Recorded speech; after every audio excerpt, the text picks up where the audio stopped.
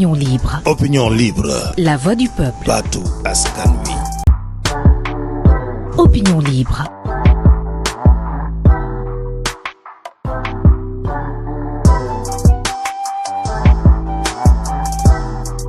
Il vient de paraître Manam Mingi Sogogin. Découvrez Serigne Abdou Mbacké, guide de la révolution sénégalaise 2021-2024. mu di livre bu am doole soqe ko ci loxol bindkat bii di Pape Makhtar Diallo, édité par Opinion libre. livre bi nag comme ni ngeen ko gisee dafay fàttali taxawaay bu am solo bi Serigne Abdou Mbacké amal ci jamonoy 2021 ba 2024. muy retracé waat itinéraire bu révolution sénégalaise sukkandiku ci ay fait yu précis te dëggu. ci juróom benneelu ouvrage am Papa Makhtar Diallo daf ci bëggoon a rendre hommage nit koo xamante ne foo natt tolluwaay wi weesu na ko. bu loolu weesoo gannaaw hommage boobule dafay dellu siwaat ba tey sur la révolution sénégalaise pendant cette période charnière. ci biir livre bi di ngeen ci jàng waxuma la rek seede yu am solo bu bindkat bi waaye itam seedes ay prêcheurs ay chefs religieux ay universitaires anciens ministres ak i simple citoyen ñoom ñëpp daal di booloo ngir raconter histoire ak influence nit kooku nga xamante ne amul dendandoo. ci xët bu njëkk bi di ngeen ci am mbinduk monsieur El Hadji Malick Ndiaye di président bu assemblée nationale bu Sénégal. ca xëtu postface ba nag di ngeen ca am mbinduk monsieur Mouhamadou Ngouda Mboup di président bu conseil d'administration bu port autonome de Dakar. livre bi nag disponible na fi mu toll nii mën ngeen ko am ci ñaari junni dong maanaam 10 000 francs CFA seulement. gaaw leen gaaw passé seen commande ci Opinion libre woote leen ci 70 009 17 58. Serigne Abdou Mbacké mooy guide de la révolution sénégalaise 2021-2024 di livre bu am solo pour ngeen mën a comprendre histoire politique et spirituelle contemporaine bu Sénégal. Opinion libre, la vérité sans compromis. Suivez-nous sur Facebook Opinion libre TV, Instagram Opinion libre avec STV.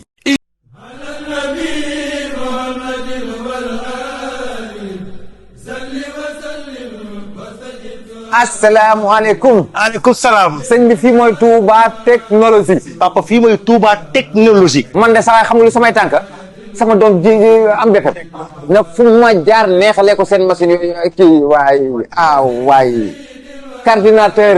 papa kenn du wax coordinateur. ordinateur la ñuy wax.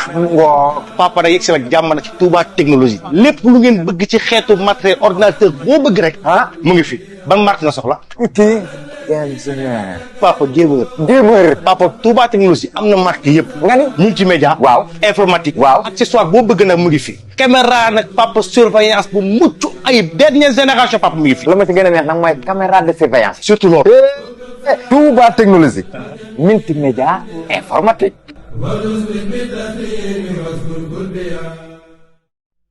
jeudi 21 août 2025 salaamaaleykum mbokk internet ci Opinion libre TV ñu ngi leen di nuyu amaat mbégte encore une fois retrouvé waat leen ci seen biir émission bi di face à face comme ni ñu koy defee chaque semaine su waxtu wi jotee ñu ñëw fi ak suñu gan parce que waxtaan ak moom ci tolluwaay réew mi mu indi également xalaatam ci doxalinu réew mi alors tey ci biir sommaire bi ñu nar a waxtaanee bokk na ci encore visite officielle bu président di amal foofee ca Japon par rapport ak ci 4/9 bi muy conférence bi nga xamante ne muy am foofu ñu jagleel ko réewu Afrique yépp mais wax également ci li nga xamante ne moom mooy cette rencontre bi doxoon ni ki démb ci diggante le premier ministre ak secteur privé bi waxtaan bi li fa jot a tukkee et tout dinañ ci waxtaan ci également li nga xamante ne moom mooy scandale affaire ArcelorMittal bi nga xamante ni boobu ba tey demeeku nañ enquête yi nga xamante ne ubbi nañ ko par rapport ak certaines convocations ci noonu également dinañ des bu baax ci wàllum justice ak li nga xamante ne moom mooy lenteur bi ñu nemmeeku ci yenn dossiers wàllu justice bi alors pour waxtaan ci loolu yëpp tey moo tax ba suñu gan du kenn ko dul Cheikh Mamadou Dieng il est président du parti Ëllëg Si Biir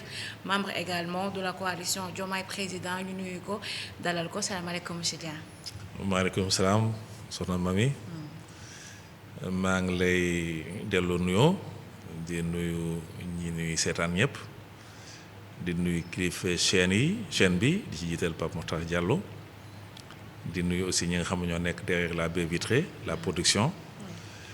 di nuyu daal képp koo xam ne rek xam nga ma waa te yàgg ma seetaan ci Opinion libre c'est important noonu également lañ leen di nuyuwee sax ñoom suñu internet yu ñuy suivre yëpp waxtu wi d'ici et d'ailleurs comme d'habitude booy leen di amee di abonner mais également di partager live bi pour permettre à ceux qui n'arrivent pas à suivre nos programmes ñu mën ci am accès et tout alors sans plus tarder monsieur Dieng dañuy démarrer waxtaan bi ak li nga xamante ne nemmeeku nañ ko démb un peu muy def la polémique par rapport ak les sanctions yi nga xamante ne ñenn ci ay juges yu bokk foofee ca cour pénale bu international kenn ki di doomu Sénégal di Mamba Ndiaye ñoo bokk nekk secrétaire adjoint ci juge yu foofee au niveau de la cour pénale internationale déjà votre lecture par rapport ak sanctions yi nga xamante ne teg nañu ko ci le fait que mu jug pour wax Israël ñu doxal seen def yoon par rapport ak continent bi nga xamante ne moom mooy Palestine. waaw xam nga tribunal pénal international dafa benn kuréel boo xam ne dafa bokk ci mbootaayu xeet yi di toppatoo lépp loo xam ne mooy jëm ci àq ak yelleefu doomu aadama maanaam njaaxum yi nga xam ne am na ci àddina bi ci ay crime ak ay délit yoo xam ne léeg-léeg sax ay nit yu bari dañ ciy faatu yooyu CPI Cour pénale internationale yooyu lay saytu pour maanaam àddina bi yaa gën a am yoon nit ñi di am lu ñuy jomba def nit ñi di am loo xam ne duñ ko ñemee def ndax xam na ne buñ ko defee yoon ci international bi parce que da ngay distinguer ñaari yoon dafa yoon boo xam ne yoonu état la maanaam loo xam ne tey bu ko nit defoon Sénégal ay tribunalu Dakar ak ay juges Dakar ñoo koy àtte mais am na yoo xam ne bu amee international bi moo koy àtte lu mel ni ay crime de sang yoo xam ne boo xoolee lu mel ni Côte d'Ivoire problème yi amoon ci élection yi ña ca dee nañu bare muy Laurent Gbagbo di président ba fa nekkoon ak ñamu àndal xam nga ñoon danañu yóbbu woon cour pénale internationale fa la ñu leen àtte donc kuréel la boo xam ne système Nations Unies da ko sàkk ci yàgg na ci jamono Hitler rek ñooñu lañ ne woon àddina bi il faut mu am benn tribunal boo xam ne day nekk ci kaw état yi du doon problème état rek mais day dépasser état pour di atte xeeti crime yooyu ak xeeti njombe yoo xam ne am na ci àddina bi donc loolu mooy ci gàttal cour pénale internationale li muy doxee ci li xew fii mooy Israël li xew bande de Gaza plus de 64 000 personnes ay civils li ci ëpp israéliens li faagaagal nañ leen dégguñu ku leen wax ku leen artu faalewuñ la ku leen yedd dégluwuñ la dañ fay def lu leen neex fi mu ne sax boo xoolee actualité bi bande de Gaza actuellement armée Israël 60 000 volontaires ak armée bi ci boppam la ñu renforcer pour occuper bande de Gaza ak la ca am ci ay ñu dee ñu maanaam ay xeeti mettital ay xeeti délit ak i crime yoo xam ne mu nga fa am loolu nag dossier wu cour pénale internationale loolu international moo ko war a àtte ci loolu le CPI décidé daal di ne dafay inculper président bi nga xam ne mooy président bu Israël mooy premier ministre bi benn la ndax moo yore nguur gi foofu ñoom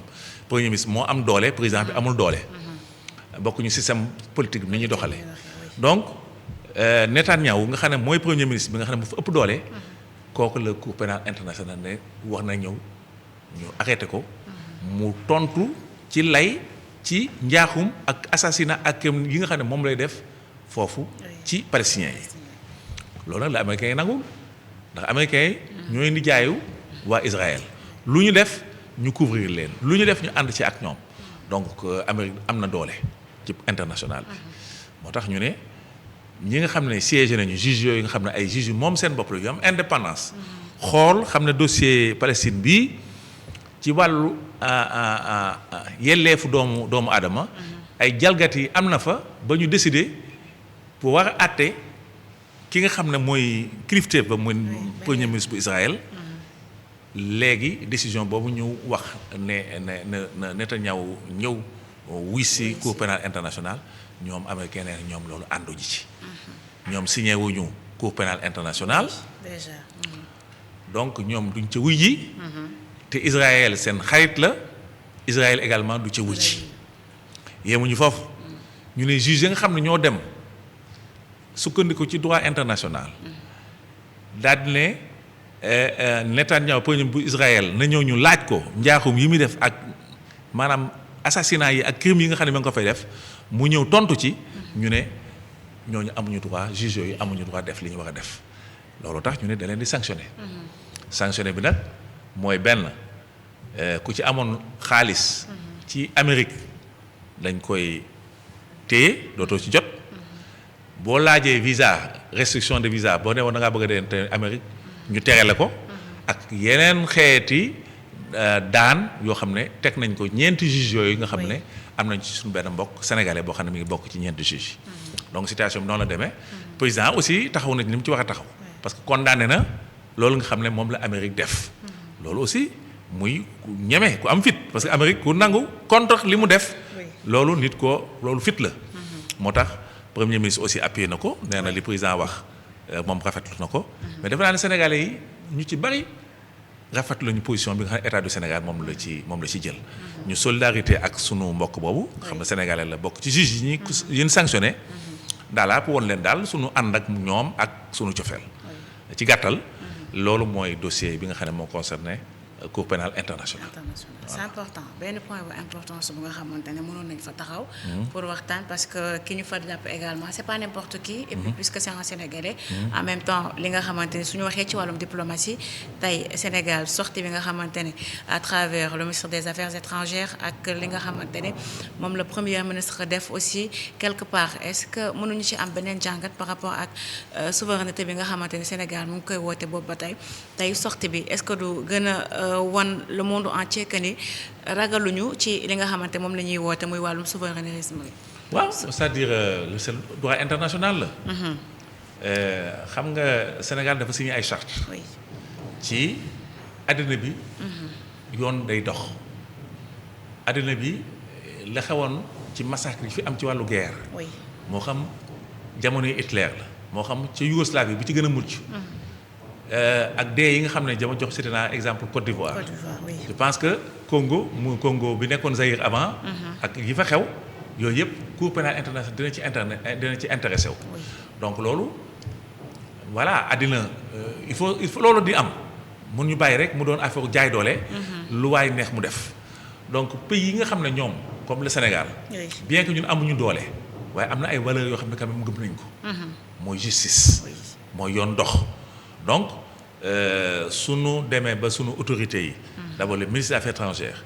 le président ak le premier ministre. ak beaucoup de Sénégalais. ànd solidariser wu ak juge yooyu nga xam ne juge bu CPI Cour pénale internationale. loolu man dama jàpp ne lu ñu war a di rafetlu la. te it day wane ne. maanaam bu yoon waree taxaw. yox-yoxi amatu ci. da ngay wax sa aqulaay taala Israël li mu nekkee. du dëgg tey du dëgg suba rax ci dolli ñun dafa am benn solidarité boo xam ne moom la ñu séq ak le peuple palestinien bu leen fàtte ne Sénégal dafa yàgg jiite le comité al-Quds al-Sharif ñi nga xam ne ñoom ñooy défendre les droits inaliénables droits yi nga xam ne kenn mënu koo naax saayloo yu peuple palestinien Sénégal da ko jiite lu yàgg Sénégal également Yasser Arafat mi nga xam ne moo créé organisation libération de la Palestine dafa ñëw Sénégal ñëw ne Sénégal fii moom mooy deuxième patrie. donc maanaam dafa am benn cofeel ak benn xaritoo boo xam ne dafay yàgg dox waxuma sax ci wàllu diine ji déjà. ndax xam nga al-Quds al-Sharif. muy jumaa ji nekk Baytul Muqaddis fa la Yonent bi sallallahu alayhi wa sallam riñaane woon. foofu mi ngi ci biir Palestine. donc même sans côté religieux bi. ci wàllu maanaam xaritoo ci peuple yu néew doole. xaritoo googu dafa yàgg dox diggante Sénégal ak waa Palestine voilà c'est important alors ci noonu la ñuy taxawee moom ci le président de la République nga xamante ne waxtu wi ñuy waxtaan mi ngi foofee ci Japon ci li nga xamante ne moom mooy TICAD bi muy conférence bi nga xamante ne dañ koy amal foofee ca Japon par rapport ak li nga xamante ne waxtaanee ci avenir u pays africain yi en rapport ak waa Japon ñoom ci accompagnement yi lañ defaral déjà votre lecture par rapport ak visite bi nga xamante ne actuellement président mu ngi koy amal foofee ca Japon. waaw man d'abord li ma ci njëkk a gis mooy Sénégal fi mu ne ñëpp a bëgg a xaritoog moom ndax dañu nekk peuple boo xam ne dañu yàgg respecté au plan international. ci wàllu démocratie aussi am na lu nu wane loo xam ne tax na réew yu bari fonk ñu gën ñu fonk. ñaareel ba ñetteel ba Sénégal fi mu ne nag neex naa bëgg ndax ñun am nañu pétrole am nañu gaz. bon donc réew la boo xam ne am na yaakaar li De Gaulle doon wax rek état yi réew yi amuñu ay xarit. ay intérêt la ñu am. donc japonais bu fekkee dañuy ñëw ci ñun xëy na am na intérêt yoo xam ne moo tax. ñuy xool pays africains yi surtout li jëm ci pays bu mel ne Sénégal. ndax li lay wan ne ñun fi mu ne bokk nañu. président bu Amérique bi muy wootee Afrique bëgg a dajeek ay pays africains ñeenti pays kese la woo. te Sénégal ca la bokk. te ñun gënuñu fi nekk maanaam ëpp ñu doole ci Afrique. du wàllu population. du wàllu potentiel économique. mais li tax mu boole ñu ci ñeenti seul pays mu woo. c'est que Sénégal am na yaakaar. foo gën a tax sax d'ailleurs ñun ñu xam ne ñu fonk suñu bopp xam ne ñun on n'est pas n'importe qui. waaw surtout les jeunes ngeen gën a wóolu seen bopp te xam ne am na perspective yu baax yoo xam ne mi ngi suñu kanam di ñëw. donc Japon ba ñu dem ak président lañ ko fa teeroo ak aussi possibilité de coopération yu war a am ak Japon. ndax Japon dañoo war a jàng ci moom lu bari. benn c'est un pays boo xam ne ca guerre ba dañ ko raser lépp moo ko rumbux sànni fa ay bomb pays boobu fexe na ba jóg ba taxaw ba actuellement ñi ngi naan mooy 4e puissance mondiale ñu naan xëy na mooy 5e puissance mondiale donc ñooñu am na lu ñu mën ci wàllu xarala ak ci wàllu maanaam développement wu dëkk. Japon pays la boo xam ne amul richesse minière. amuñu pétrole amuñu gaz amuñu jama. malgré ça tabax nañu économie boo xam ne dañ ko respecter à travers le monde. donc ñun Sénégal parce que man coopération yi laa gis xam nga avant dañ naan def visite officielle président taal avion bi dem. ñu mbiibal ko defal musique hymne national ñu karawaatu ñu def déjeuner def dîner nangam non man je pense que dañu war a jéem a xoolaat yan façon coopération la ñu war a jëlee ci visite officielle du chef d'État yi. surtout en matière de formation des jeunes. ñu mën di intégrer des unités de production jàng ay techniques sinon ay japonais yi am na lu bari lu ñu mën a jàng ci ñoom. même ci seen dëkk rek xam nga Japon mooy dëkk boo xam ne lu lay frappé boo fa demee dafay dëkk bu set wicc doo gis kayit bu taxaw doo gis voilà yooyu exemple yu mel noonu maanaam ñu mën koo présenter notre jeunesse. ba mu gën a am influence yu baax mu am ay jeexit yu baax seen comportement seen ni ñu bëgg seen dëkk ni ñu bëgg seen réew man je pense que aussi ay aspects yoo xam ne c'est important de le faire. parce que avant on était dans le classique ni ma la ko waxee. visite officielle vraiment parce que visite doxantu la woon ak noos. décoré ñu takkal la benn médaille ak yooyu man je pense qu'il faut changer ça. il faut ñu am ay chantier yu bees. yoo xam ne dañ koy jéem a explorer nga xam ne visite officielle bu demee 1 an après bu ñu lay def bilan dana xam ne visite bi ñu demee woon Japon jeexit bi ci biir Sénégal lii ak lii ak lii ak lii la donc man pays la yoo xam ne man seen coopération ak Sénégal man lu ma rafetlu la. lu may souhaité la. mais nañu fexe ba bu mu mel comme yi fi daan visite officielle yi fi daan am. parce que là actuellement. booy dem ñu ne appui financier may na leen 10 milliards de dollars may na leen 5 milliards de dollars déedéet déjà chinois yi di wax li nga may nit jën jàngal ko nu muy nappee. voilà ci wàllu coopération yooyu bokk na ci tey beneen coopération bu nga xamante ne Sénégal signé na ko ak Japon muy fexe ba taxawalaat beneen école Sénégal Japon bi nga xamante ne amoon na fi. mais ba cette fois-ci beneen bu nga xamante ne Diamniadio lay nekk. pour mën a former encore les jeunes. parce que là comme on tend vers la souveraineté. wàllum industrialisation mais également transfert de compétences yi nga xamante ne on en parle boobu ba tey. tout à fait. alors léegi effectivement tu as bien fait bi nga évoqué le centre Sénégal-Japon. xam nga Japon bi fi ñëwee dañ ne Sénégal yéen li tax maanaam dëkk bi ni ma waroon avancé wu ko ñun dañoo bari ay dafa mel ni armée boo xam ne. dafa am 2550 généraux. mais amoo ay soldats. donc boo xeexee dañ lay gagné.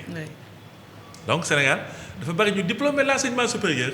ay agrégés ay docteurs ay nangam. mais on n'a pas des ouvriers qualifiés. loolu moo indi centre bi Japon Sénégal ñu ne yéen li ngeen seen problème xam nga lan la. amul leen les qualifications voilà ñi nga xam ne niveau brevet. niveau seconde niveau quatrième de très bons menuisiers de très bons électrotechniciens de très bons maçons. La qualification professionnelle loolu moo yore état. De très bons cordonniers qui font de bonnes chaussures. Améliorer ce qui se passe à la Médina. dañuy jaayee daal xam nga Afrique centre Afrique de l'Ouest Afrique boo ñëwee dañuy ñëw ba foofu di jënd ay daal dem donc ñun war nañu mën a produire des chaussures de meilleure qualité. donc japonais quand dañu constaté ne Sénégal espèce armée mexicaine la. généraux yi colonels la ñoo bari waaye amuñu ay soldats yu xeex armée boobu du gagné dara. moo tax bi ñu ñëwee ñu ne léegi ñoom dañuy jël formation. à partir du brevet. te boo xoolee gos yi xale yi nga xam ne génnee nañ fa. actuellement tey ñoo nekk les excellents techniciens ci wàllu télévision. ci wàllu frigidaire bu panne ci wàllu et cetera ci wàllu maanaam métier pratique waxuma diplôme ak làkk français. donc mooy côté bi ma lay wax ci japonais yi ne ñoom dañoo xam fi ñuy teg seen tànk. ñu mel noonu boo seqee ñoom boo fekkee ne yàlla dimbali na nga mën ci jàng mën ci jëlee ay leçons. di nga jël avancement. moo tax léegi centre boobu ñu def nit ñi gis nañu résultats yi sur le terrain. léegi donc bu ñu bëggee duggaat égal ci beneen volet boo xam ne toujours dans le domaine de la formation. man loolu dama koy rafetlu. je pense que voilà loolu nañ gaaw ñëw.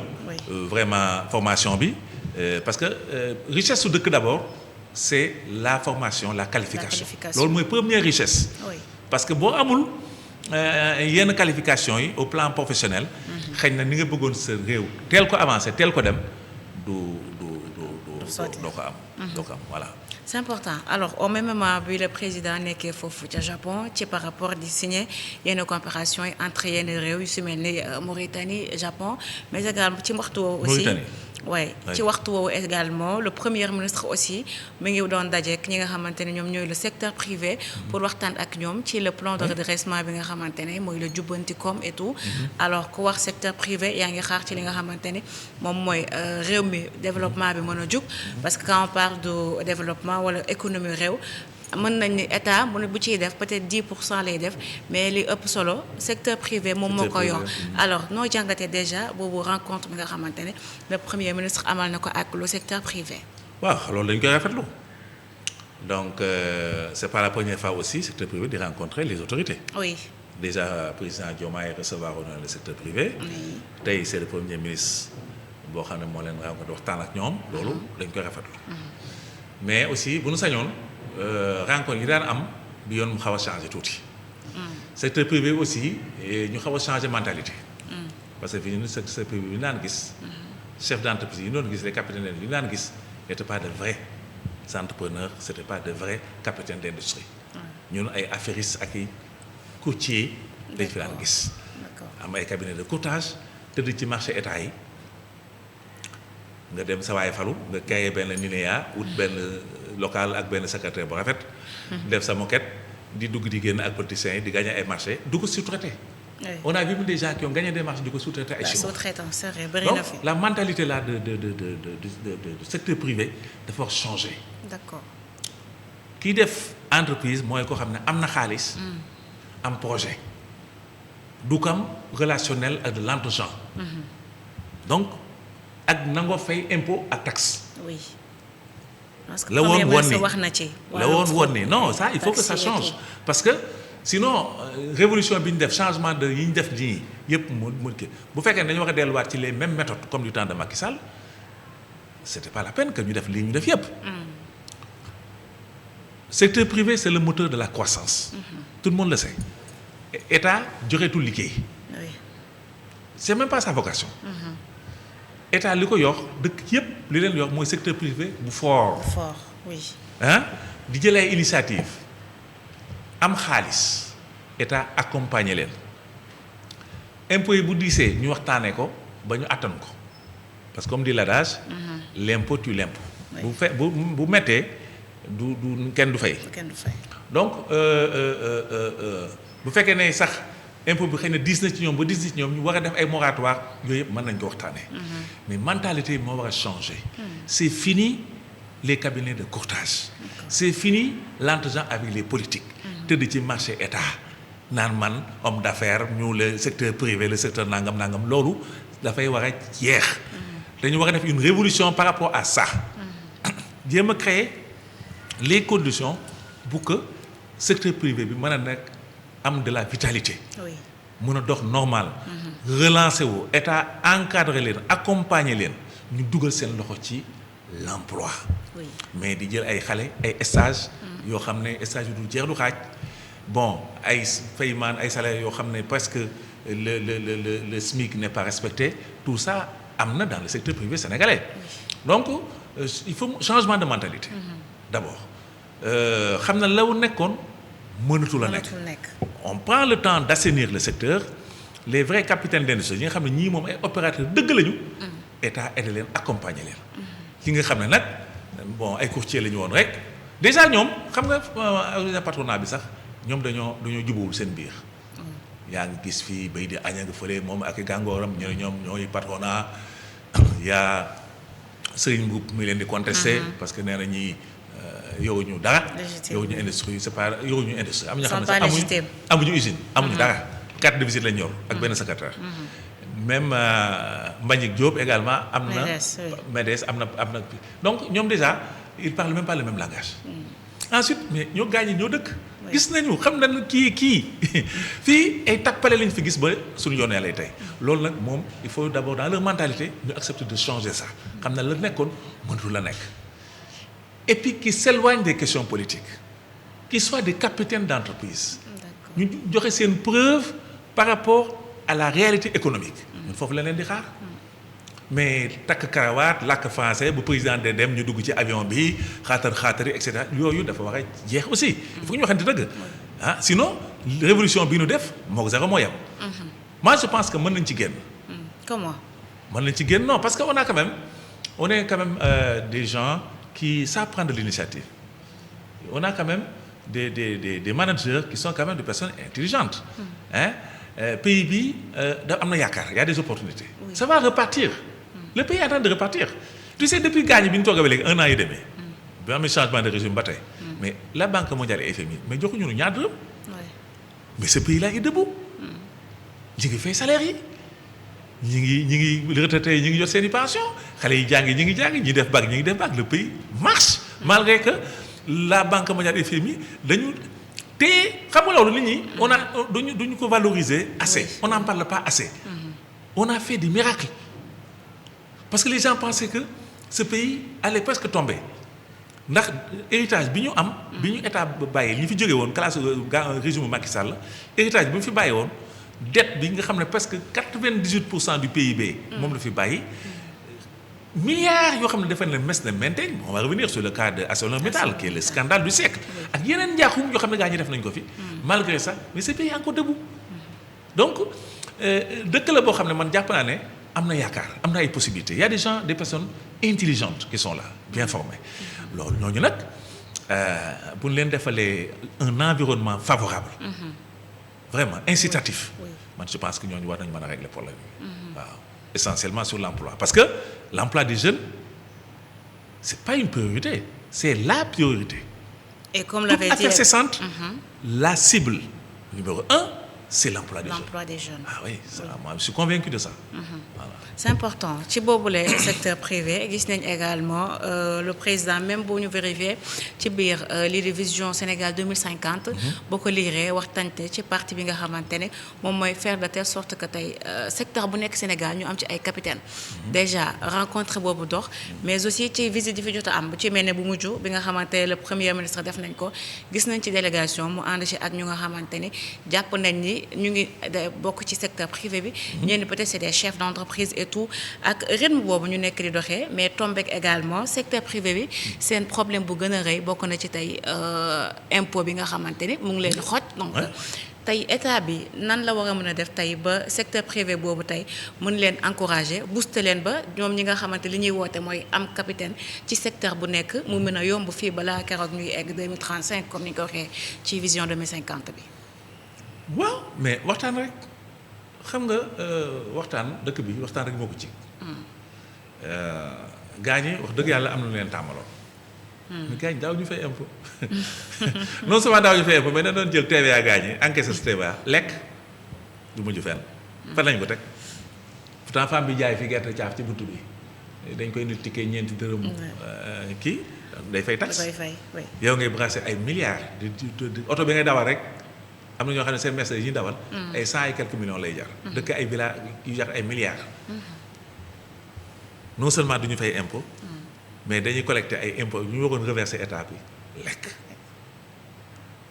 chaque fois c'est l'amnistie fiscale. dugganteeg président dem seeti way nangam ak nangam on est en difficulté secteur bi dafa def nii dafa am kii nangam ñu daal di effacer. conséquence bi lan la parce que Sénégal il faut mu dund. il faut ñu fay salaire yi. il faut état bi dox. oui. solution ba doon adopté. mooy leb. dañoo leba ba fees alors que on a de l'argent. mais argent bi ñi ko yore ñoo ko nangu la mettre dans les caisses de l'État. mentalité boobu d'abord la ñu war a man changer. mais man loolu yëpp dama jàpp ne waxtaan mooy régler problème bi. nañu discuter mais mu nekk discussion boo xam ne c'est une discussion sincère. que ñu wax ne leen la amoon c'est impossible muy amaat. parce que Sénégalais seen bopp ñoo ko doon accepté ti on a fait une révolution pour changer le régime qui était en place. donc il faut que mu am jeexit aussi ci ni Sénégal doon doxee.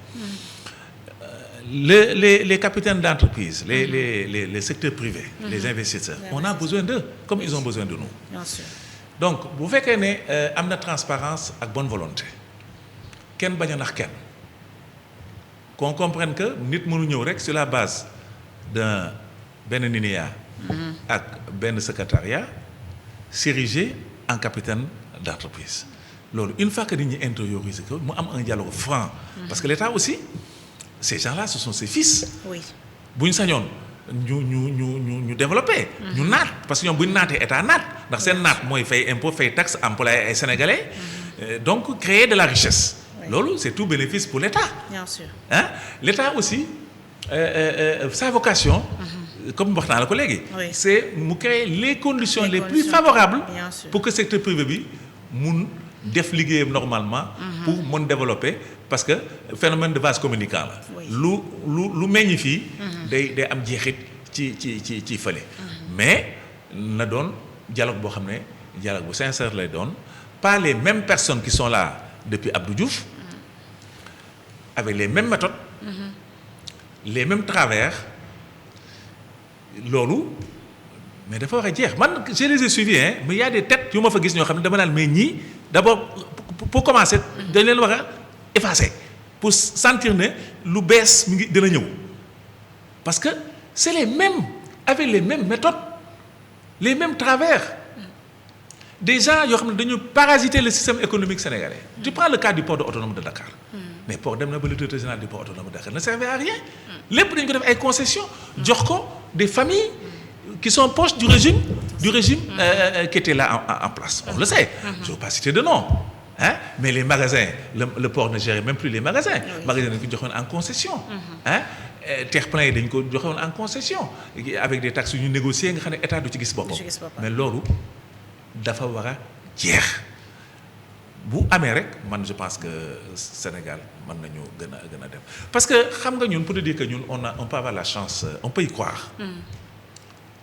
xam nga Sénégal dafa am potentiel. tu prends le domaine de la pêche par exemple nga xam ne loolu waroon na mën a dundal beaucoup de Sénégalais. malheureusement c'est le secteur moo ëpp problème ci secteur économique yëpp. Sénégal a 700 kilomètres de côtes. Les côtes les plus poissonneuses du monde. fii la oui. ok alors donc secteur boobu li mu waroon a mën a générer ci valeur ajoutée. en termes emploi. en termes de revenus. réalité secteur de la pêche actuellement c'est loin d'être ça. ñi fi gis ñan la quelques opérateurs yoo xam ne ay tubaab yu nekk ay France ay Espagne ñoo leen di abal ay bateaux de pêche sous pavillon sénégalais. je crois que sax dégg naa ne léegi chinois yi dugg nañ ci. parce qu'ils ont vu ce qu'on fait avec les Espagnols et les Français. donc ñu ngi vidé gaal gi ñu ngi vidé géej gi. te Sénégal gisu ci boppam. yooyu yëpp c'est des points yoo xam ne il faut qu'on en discute. Bien sûr. et on revoit les mêmes têtes qui étaient dans la rencontre avec le président. ils vont appliquer les mêmes méthodes donc man bopp yooyu ma fa gis. à la tête du patronat sénégalais. oui j'ai dit que et j'invite le premier ministre à faire attention par rapport à ça. parce que bakkan du namm lu mu xamul. c'est des gens qui sont habitués à frauder. ils sont habitués à parasiter l'État du Sénégal.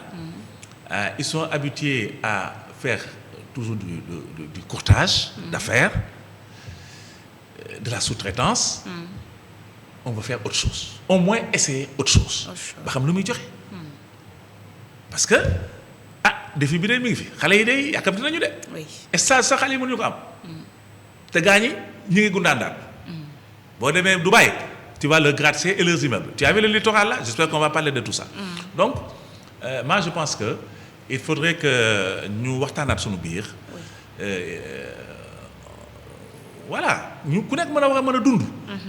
mais nañ xam ne léegi Sénégal kenn mënatul a nax kenn nañ discuter très franchement xool dëkk bi lan lañ ko mën a organiser pour ku nekk mën ci gis sa bopp. d'accord c'est important ci noonu également la ñuy desandi ci waxtaan ba tey par rapport ak beneen ponk muy ponk bi di coowal affaire ArcelorMittal bi nga xamante ni ça date de très longtemps ñu gisaat ni encore une fois ubbiwaat nañ boobule mbir par rapport ak ñaawteef yi nga wala boog détournement de fonds yi fa am ñenn ñi sax jàpp nañ ni mbir yi mën nañ ko woowee haute trahison et tout par rapport ak nu mbir yi demee déjà sa jàngat par rapport ak le cas ArcelorMittal laata ñuy ñëw ci signature yi fa jot a am détournement yi nu mu demee kii ni mel. d'accord léegi gis nga le cas ArcelorMittal c'est du banditisme qui s'est passé. C'est de l'antipatriotisme qui s'est passé. C'est du vol au plus haut niveau de l'État. Xam nga ce qui s'est passé l'affaire ArcelorMittal boo ko bëggee comprendre. dafa am benn société qui benn indien moo ko moom. oui. monsieur Mittal. xam nga dafa am benn offre internationale bu mu doon def. oui. ci offre bi dafa am partie financière am partie technique. donc dafa soxla woon ci offre bi mu dugal pays boo xam ne dafa am ay minerais de fer. en grande quantité. oui. pour offre bi mën a jàll. mu négocier ak Sénégal. ndekete moom bi mu ñëw di négocier ak ñun. ne dafay développer vallée bi la Falémé fer bi nekk foofu damay defar ay rail damay defar ay train donc pour jël. di exporter nangam naam yooyu mu doon def. ndekete boobu moom gëmu ko dafa amoon offre bu mu doon def. bi mu demee ba de offre am jàll. mu ngi ci gagné ay milliards la jékki-jékki nag daal di lâcher Sénégal. pour mu lâcher Sénégal boobu c'est du temps du président Ablaye Wade. oui. Cette forme de trahison, on a porté plainte contre Mittal. La société s'appelle ArcelorMittal. ArcelorMittal, oui. bi ñu demee Sénégal laaj ndàmpaay. ñu dem première instance ñu gagné. ñu jox ñu 2500 milliards. la ñu fay la ñu war a ArcelorMittal war a fay. Mittal. ArcelorMittal def appel. mais ñun xam nañ bu ñu demee deuxième instance dañuy gagné 2500 milliards. diggante bi Ablaye Wade daanu Macky Sall ñëw. oui. gaañu nag rëbëjee ci biir dugalante génne ne léegi Mittal nañ waxtaan. ba juboo au lieu ñu dem instance dem deuxième instance. ñu confirmer leen seen 2500 milliards gaañu xëy rek ne seqoo faale wu ginaar ki nenam. d'accord juboo nañ ci 75 milliards. 2500 milliards yoo war a encaissé. léegi nga mujj ne contacté nañ jox nañ ko 75 000 milliards.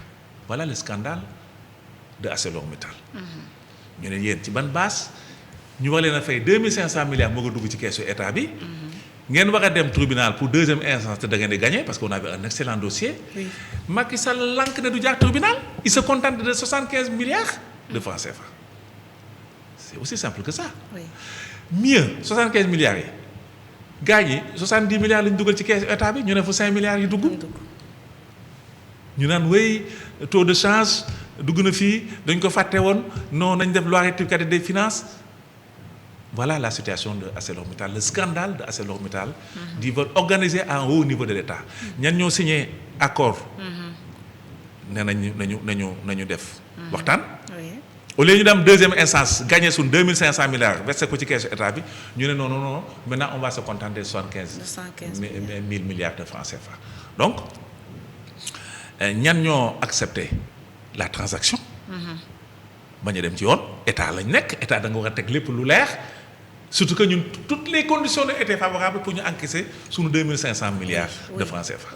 donc loolu mooy problème bi moom la ñu laaj Macky Sall ak nitam lan moo tax ñu dem porter plainte ArcelorMittal ñu war ñu fay tribunal condamné leen 2500 milliards ñoom ñu def appel am nañ ci droit mais ñun xam ne bu demee appel dañuy gagné. lan moo tax yéen ngeen accepté même pas la moitié.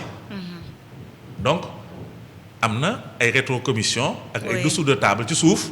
mooy gars ñi li ma la wax ne lay seen immeuble yi ñu jëndee Dubaï. ak seen avion yi nga xam dañuy rallier Paris Dakar ak yooyu immeuble yi ñuy tabax ci dëkk bi. l'argent vient de là-bas. donc kooku que ce soit le président Diomaye Faye que ce soit le premier ministre Ousmane Sonko mën ñu ko passer perte et profit. ces gens-là doivent rendre compte.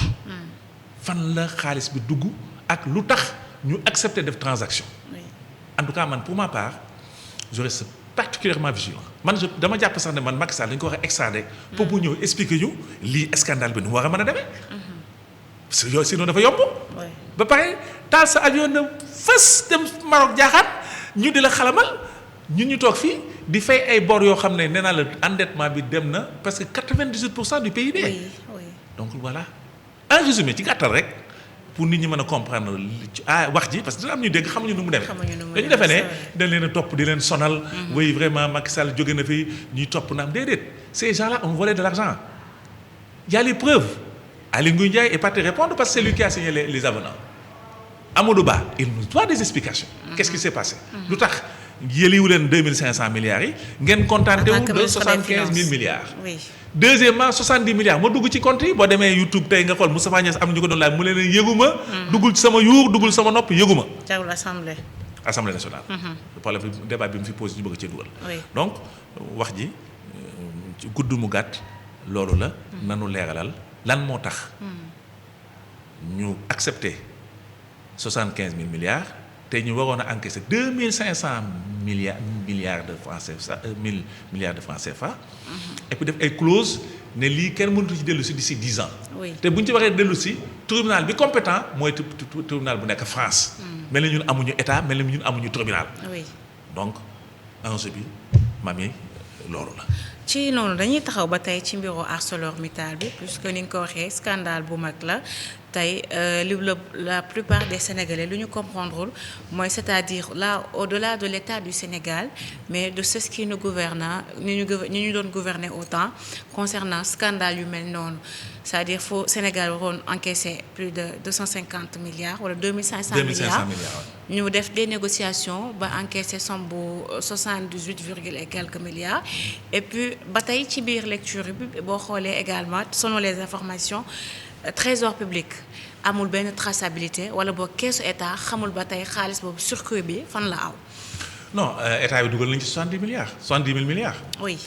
waaw moom c'est établi 5 milliards yi kañ moo ne woon mes ne mainteñ ñu naan ñu way taux de change way dañoo fàtte viré xaalis bi dafa am lu desoon France et cetera BNP Paribas et cetera mais loolu maanaam poussière boobu ca kii boobu moom dugal nañu ko ci état du Sénégal li problème bi enjeu bi il faut distinguer. xam nga am na côté yoo xam ne Sénégal leb na xaalis boo xam ne duggul trésor public. ci banque privée la. ci banque privée loolu am na loolu beneen dossier la.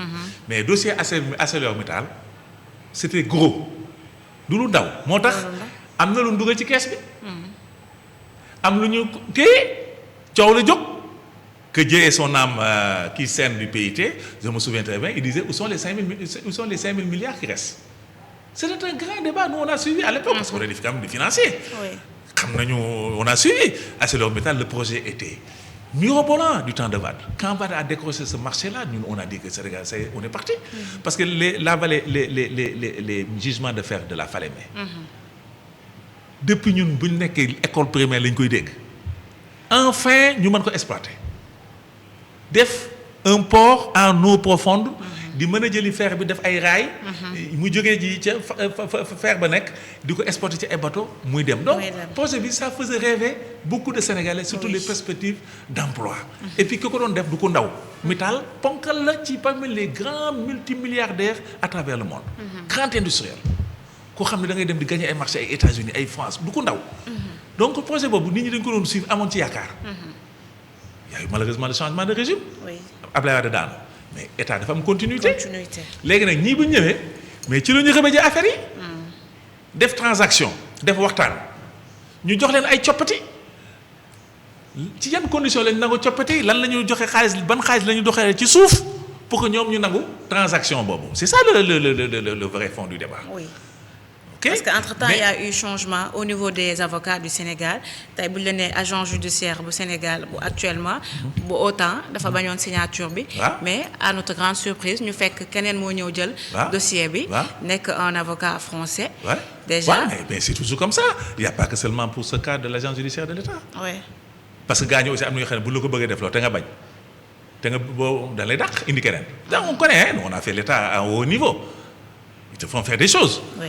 boo accepté conséquences yi moo la ci fekk parce que ñi ko signé woon tey ils devront y répondre mais ñi nga xam ne dañoo gëmoon yàlla daal ne kat lii man du ma ko signé ndax loolu jaay sa réew la trahir sa réew la ñu am un fond patriotique seen biir am na Sénégalais yu mel noonu am na Sénégalais yoo xam ne dañuy bañ man c'est un exemple quand j'étais plus jeune j'étais dans une société qui s'appelle la compagnie sénégalaise de navigation maritime j'étais directeur commercial.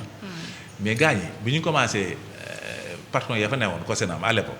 commencé nu noosee avec sox saaxe xaalis bi et cetera mais man le directeur administratif et financier le délégué à Marseille ak yenn cadres yi on a accepté de signer une lettre pour saisir le président de la République Abdou Diouf à l'époque. pour dire que mais gars ñaa ngi tojee xaalis bi. je me rappelle am na benn boo xam ne ñoo ne ma yéen man li ngeen di touché seen salaire yi ma gis ma ne bu doon man la man je me tiens à carreau je ne bouge pas une oreille parce que avantage am la doon gis mais am na ñoo xam ne Sénégal ba léegi. Sénégal y a des hommes de grande valeur. bien sûr. dafa am ñoo xam ne am na yoo xam ne àddina jaralu leen ko. oui. et cet agent judiciaire là bi gis li xam ne lii jëmul kër. mu lànk l'histoire lui a donné raison kooku parce que héros national la. mais à côté am na ñoo xam ne ñàkk la ñuy bañ. lu neen def loo ñu def ko. oui. moo tax dans des situations comme ça ils vont aller être obligés d'aller répondre. donc voilà chacun prend ses responsabilités. d'accord. mais li ngay retenir rek mooy Sénégal am na fii tu prends le cas du capitaine Touré. oui. sur l'affaire Adji Sarr et autres. Oui, mais quand on a voulu lui faire des choses. il a préféré démissionner. wóor na ma am ñu naan ko mais kii dafa dof capitaine u gendarmerie.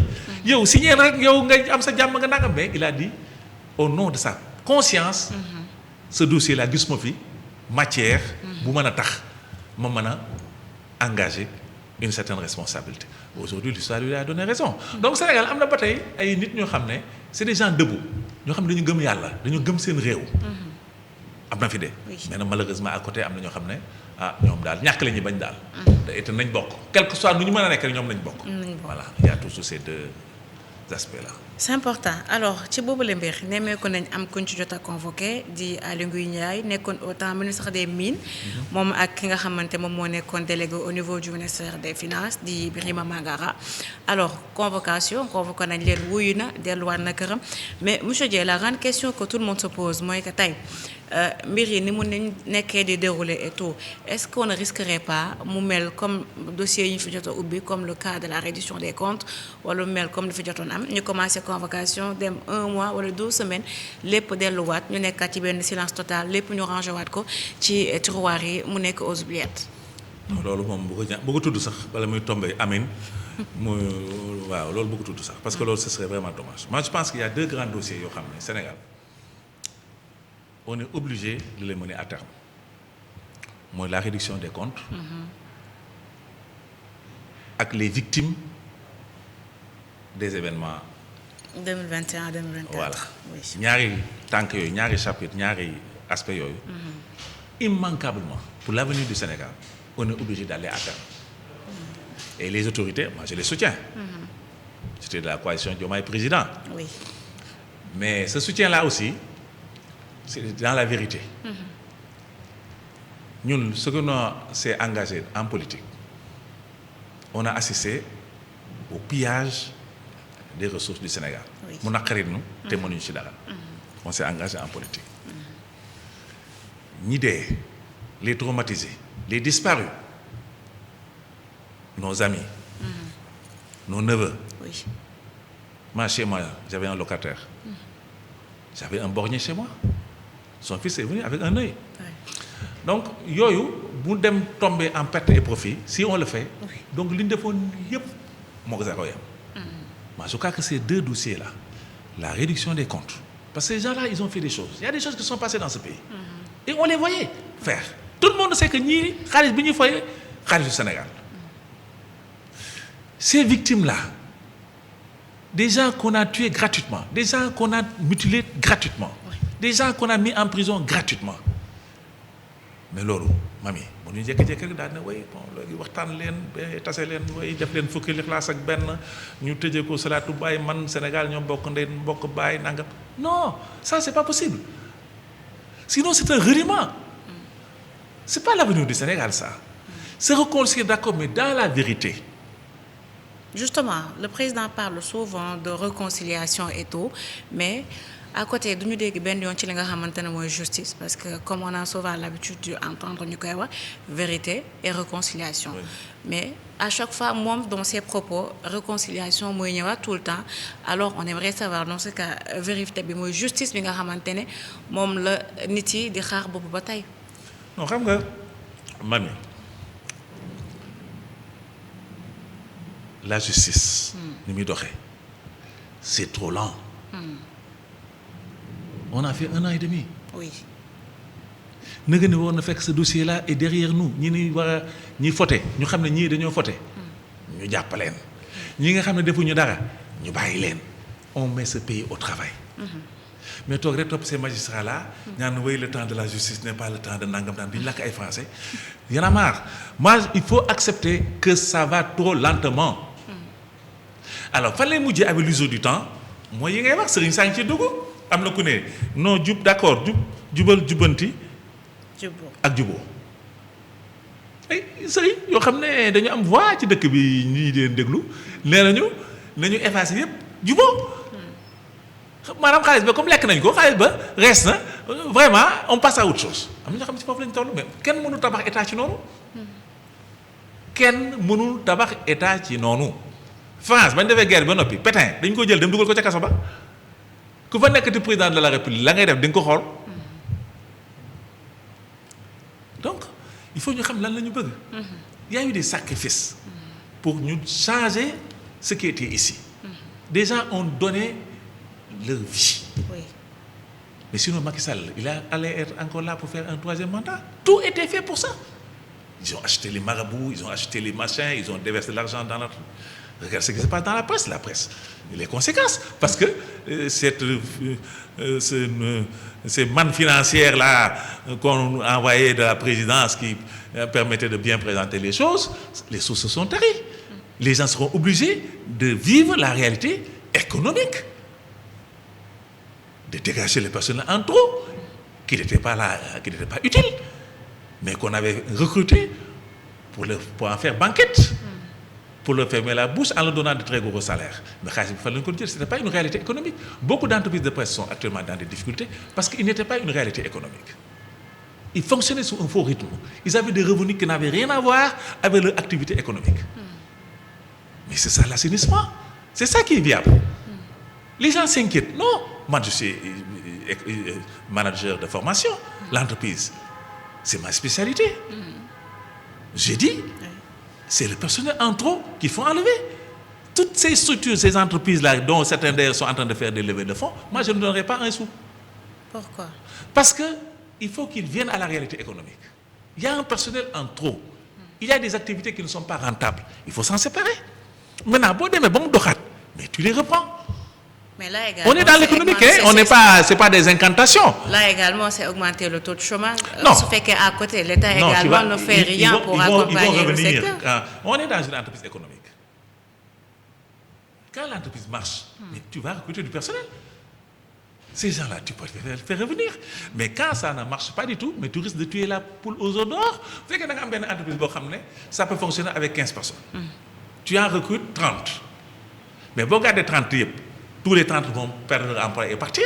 Mais si tu enlèves les 15, tu gardes les 15, l'entreprise va continuer à fonctionner et l'entreprise va prospérer et tu vas aller faire revenir d'abord 5, ensuite 4, ensuite 3, ensuite tu vas même recruter plus de 15. Vous voyez, ça c'est la réalité de l'entreprise. Tu ne peux pas garder un personnel en trop et vouloir être... Comment tu fais? Tu ne payes pas les impôts, tu ne payes pas de bon salaire, tu es obligé de... On sait comment les titres à la une sont vendus, un peu parce qu'il faut que les gens vivent, il faut qu'ils se débrouillent. Ce n'est pas une réalité économique. Il faut que nous sachions ci lan la ñu nekk, on est dans une entreprise économique. Dafa am ay recettes, am ay dépenses. Donc il faut faire un arbitrage. Si les dépenses sont supérieures aux recettes, tu vas dans le mur. Si c'est équilibré, tu continues à exister, mais dois avancer. Oui.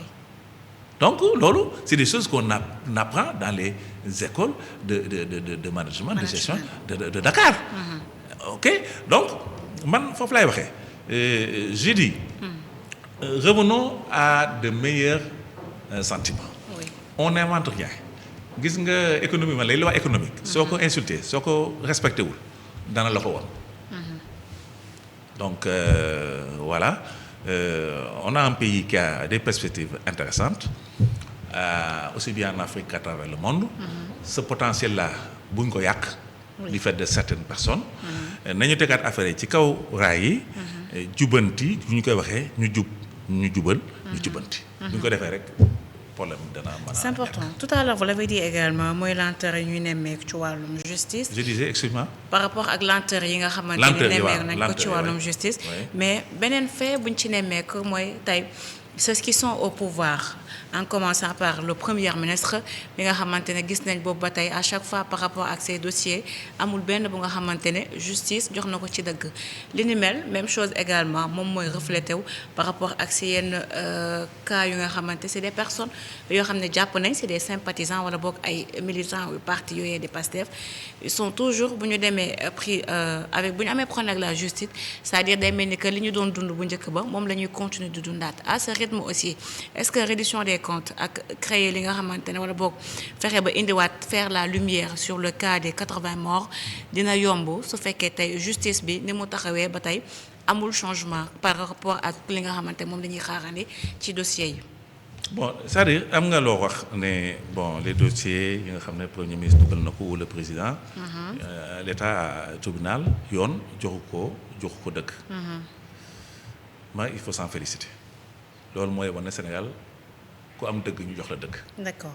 Man lecture boobu laa ci def d'abord am na ñu naan way dañ ko désavouer dañ ko danga non loolu moom ay politique polémique la yoo xam ne bariwul njëriñ. Moi je pense qu'il faut se féliciter état dugal benn loi wala benn projet de loi. am ñoo xam ne d'accord na ni xam gis na ne yoon lii teguwul ci yoon ñu dem fa ma xam ne nekk benn comme on dit ñu ester en justice yoon jox leen dëkk. D'accord. Donc man loolu dama naan Sénégal daal état de droit la. te man jàpp naa ne sax xëy na ñu amee succès ci international yaa ngi wax Japon yaa ngi wax on va aller en France. Je pense que tubaab yi ñu ngi xaar ñu ñëw délégation ñëw France et cetera. Je pense que Sénégal tubaab yi dañu fonk état de droit état boo xam ne boo fa nekkee boo amee dëgg ñu jox la dëgg. Donc loolu man dañ ko war a positiver au lieu ñu def ko benn genre mboldee boo xam ne ñëw gaa ñi dina dàq tribunal daneen non man du ma gisee noonu. man damay naan loolu tumaanke wul la Sénégal. ku mos a séq ak état da lay leer na boo demee doo gañe léegi nag wóor na la ne boo amee dëgg boo demee di nga am dëgg. mais loolu moo tax ñu sonn maintenant est-ce que bu ñu demee ba yàgg ñi nga xam ne 80 morts yi amoon ak yooyu mu naax saay ay nangam loolu bu ñu ko defee on aura échoué kon li ñu def nii yëpp moo ko sax mooy et on aura la mort de ces gens-là sur la conscience. La seule justice bu mën a defal nit ñi ñooñu fi dem ñu dëddu ñu fi jógee. loo xam ne fa leen mën a rendre hommage dëgg mooy ñi nga xam ne dañu coupable. ñu am ci ay preuves yu leer na ñii ils sont coupables. Que ces gens-là ñu mën leen a sanctionner. Sans cruauté inutile mais aussi sans faiblesse coupable. ku def na nga rendre compte ku deful mais defoo nga dem ñibbi. Parce que aussi qu'est-ce qu'on gagne à mettre les gens en prison amuñu benn intérêt pour mettre les gens en prison. Mais aussi koo xam ne nag yow da nga doon jaay doole di ànd ak ay nervis on les a vus les images sont là boo demee YouTube da nga gis image yi ñoom làqatuñu woon sax seen oto la ñu yore seen i mbalagulu di dóore di wéqe di fekkal nit ñi on les voyait dans les images loolu jékki-jékki ba ne loolu yëpp amatul vraiment c'est fini. non man loolu ñaanal ma ko Sénégal. ce pays là man j'aime trop le Sénégal. oui. pour que loolu ma bañ ko ñaanal Sénégal. justice na am.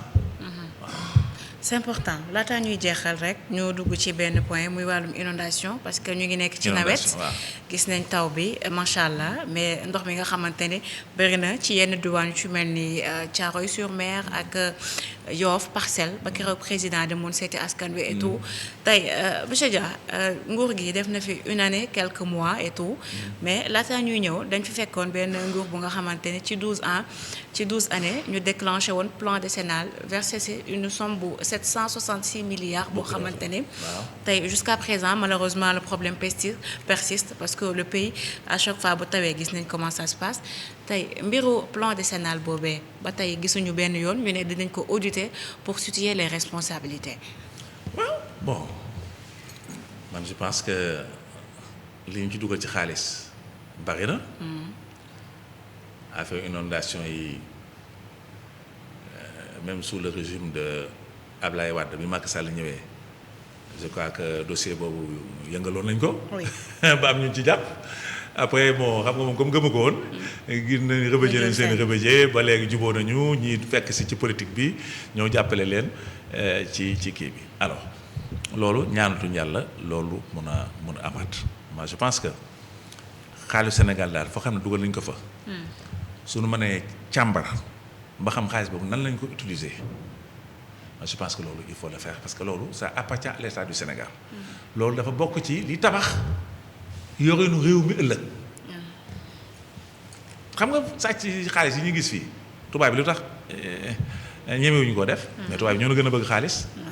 parce que xam na ne bu la jàppee d'abord dañ lay jàpp. dañ lay jàpp ensuite bu la jàppee tu vas être sanctionné et lourdement sanctionné. moo tax même bu ñu dee sàcc sax au moins ils le font intelligemment.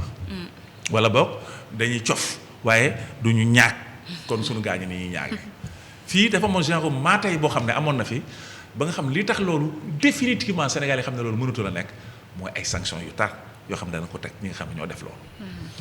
alors mbënn mi inondation yi bon man toujours man nag ndox moom côté boobu xëy na ci Serigne Saliou laa ko jëlee woon. ndax da doon wax toujours neen ni ñu ñaan ndox te bu ñëw ne indi jàmm rek. waaye ndox xeewal la. ndax inondation moo gën a sécheresse donc dafa bokk ci xeewal yi nga xam ne moom la yàlla du ñu baaxee. ñu ci béy ñax mi sax ñu ci dundal jur gi nappe phréatique bi ak nappe maastrichtienne bi. di mën a recharger. donc forage yi di dox teen yi di dox donc ndox moom même bu fekkee day ñëw sax inondé lu mu yàgg-yàgg ndox mi dana wàcc. donc man du ma ci sori ci ñi nga xam dañuy xul ak di kaas. mais aussi doo toog rek fayankulaay say loxo mel ni benn fatalité moom moo am déedéet am na ay techniques yu xew yu am yoo xam ne am na lu ñu war a mën a jéem. ci zone yi nga xam ne dañuy inondé. sunu doom yi macha allah génne nañ ci école ay ingénieur formation yu baax. ci domaine yooyu. compétence yooyu war nañu mën a ñëw ñu solutionner. affaire inondation màggal Tuubaa bi coow da nga coowal taw li bon ku nekk ngi wax mais man bu ma ci discuter ak ñoo xam ne question yooyu intéressé na ñu wax ci waxtaan. mais dama leen wax ne toujours Tuubaa problème bi du xaalis Tuubaa am na xaalis.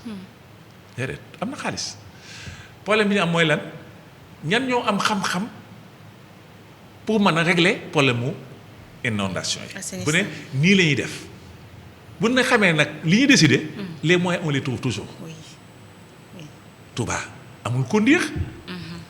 fii fu ngeen dendal du canal 4 ngeen dendal. ku ko fa tabax du tubaab bi. tubaab bi ñoo gas canal bu toll li nga xam ne man boo même ma nga def 2,50 m xa boo duggee doo feeñ. mu jógee fan Point E. jaar Fass wàcc ni xëy na jëm géej. Touba amul géej mais war nañu mën a def ay bassin yu mag. yoo xam ne ndox moomu war nañ ko mën a drainer au moins ñu essayer dara. au moins ñu essayer benn conduire wala ñaari conduire en attendant d'avoir ce que ça donne. donc man débat yi man solution laay xalaat. oui. techniquement nan la ñu mën a def ci mbënn bi. nit ku ñëw par exemple ñu ne foo dëkk nga ne xuru naar. mais c'est normal nga inondé. yow foo dëkk nga ne waxi naan waxi naan kay boo fa dëkk di faaw nga inondé mais nag aussi jamono dox na technique xam-xam dox na boo xam man j'ai été en Hollande am na benn dëkk bu ñuy wax Gouré en Hollande. moo jox le nom de Gorée. Gorée bi tur bi foofu la jógee. foofu la jógee d'accord. ñoom dañoo gagné ci géej gi. ils ont gagné 4 à 5 kilomètres di couler ay dal di teg di couler ay dal di teg ba gagné 5 mètres ci kaw tali bi donc ndox du problème. am na solution. Oui. techniquement am na ay solution te sunu xale yi jàng nañu. donc le problème mooy nañ def benn réflexion. sur ces questions là. bu ñu ko demee solution ba ay réflexion ay xalaat ba am solution ba xam ne lii mooy solution bi. moyen xaalis. Oui. loolu du problème. xoolal Abdoulaye Wade bi muy def fii autoroute à péage bi ku ko gëmoon même ñun ñii parce que y avait le plan Oméga à l'époque avec Macky Sall la cellule initiative et stratégie du PDS on avait une commission qu'on appelait le plan Oméga qui était présidée par feu Cissé Alioune Badara Cissé. Donc mujj mu nekk le NEPAD xaw ma lan xam nga paa bi moom affaire yooyu la gëmoon ay infrastructure ay nangam. un jour il nous a rencontré il a dit yéen sama projet yii sama autoroute yi may def yéen yii seen bopp sax war ko expliquer nit ñi gëmu leen ko effectivement on n'y croyait pas. autoroute boo xam ne ay milliards Sénégal yi ngooñ ma doy gerte gu doy sax amuñu ko kaban tubaab mooy ñëw fii di jël ay milliards am di ko dugal Sénégal donc ñun on se disait bon comme c'est le président bon boo waxee ñu ne oui monsieur le président mais nous on n'y croyait pas est-ce qu'il ne l'a pas réalisé. Oui. Le problème c'est pas l'argent on trouve toujours l'argent. Mais il faut avoir le bon projet. Le bon projet oui. Voilà. C'est important monsieur Dieng malheureusement waxtu wi jeex na. jeex na déjà. waaw ñu jaajëfal la ci wuy si bi ñu wuy si ak importance waxtaan wi ci réponse yu am solo yi nga xamante ne indi nga ko ci question yi. Avec plaisir. Donc yow moom suma jarbaat nga nit ku baax nga et puis tu es très professionnel maa ngi lay sant di la gërëm di sant également suma xarit suma jarbaat Pape Makhtar Diallo di la wax ne rek saa yoo ma soxlaa rek. avec plaisir dinaa ñëw waxtaan ak yow. Merci beaucoup yow suñu tonton nga comme on a l'habitude de le dire fii sa kër la également dañu lay remercier ci wuy si bi ñu wuy si ak disponibilité noonu également la ñuy remercier équipe technique bi ñu accompagner ak nos chers internautes yu doon suivre boobu ba tey di leen wax merci de nous avoir suivis di leen jox rendez-vous peut-être très prochainement ci beneen numéro face à face di leen souhaiter ngeen passer une excellente fin de soirée merci beaucoup.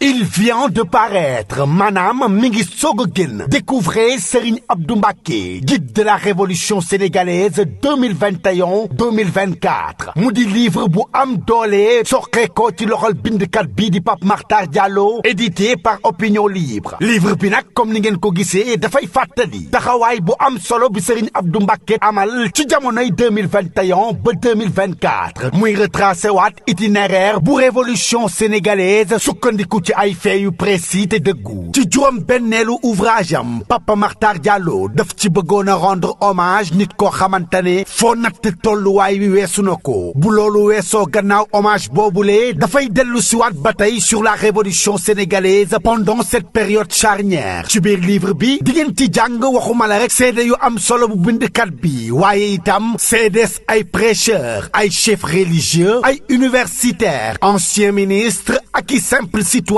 ñoom ñëpp daal di booloo ngir raconter histoire ak influence nit kooku nga xamante ne amul dendandoo ci xët bu njëkk bi di ngeen ci am mbinduk monsieur El Hadji Malick Ndiaye di président bu assemblée nationale bu Sénégal ca xëtu postface ba nag di ngeen ca am mbinduk monsieur Mouhamadou Ngouda Mboup di président bu conseil d'administration bu port autonome de Dakar livre bi nag disponible na fi mu toll nii mën ngeen ko am ci ñaari junni dong maanaam 10 000 francs CFA seulement gaaw leen gaaw passé seen commande ci Opinion Libre woote leen ci 70 009 17 58 Serigne Abdou Mbacké mooy guide de la révolution sénégalaise 2021-2024 di livre bu am solo pour ngeen mën a comprendre histoire politique et spirituelle contemporaine bu Sénégal Opinion Libre la vérité sans compromis suivez-nous sur Facebook Opinion Libre TV Instagram Opinion Libre avec STV il vient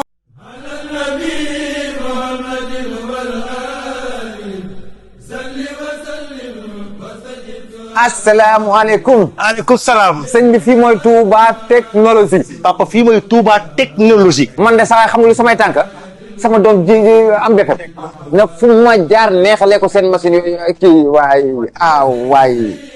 coordinateur. papa kenn du wax coordinateur. ordinateur la ñuy wax. ngoo papa da yegg si nag jàmm na ci Touba technologie. lépp lu ngeen bëgg ci xeetu matériel ordinateur boo bëgg rek. mu ngi fi ban marque nga soxla. outil.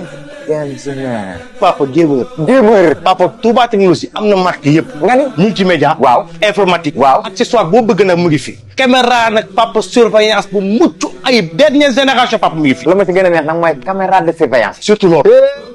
Touba technologie. multimédia informatique.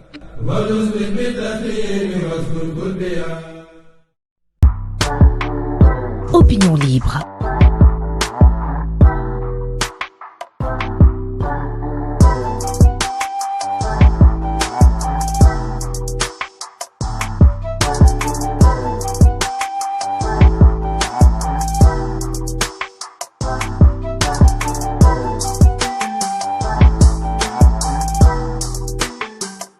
Opinion libre. Opinion libre. La voix du peuple. Baatu askan wi.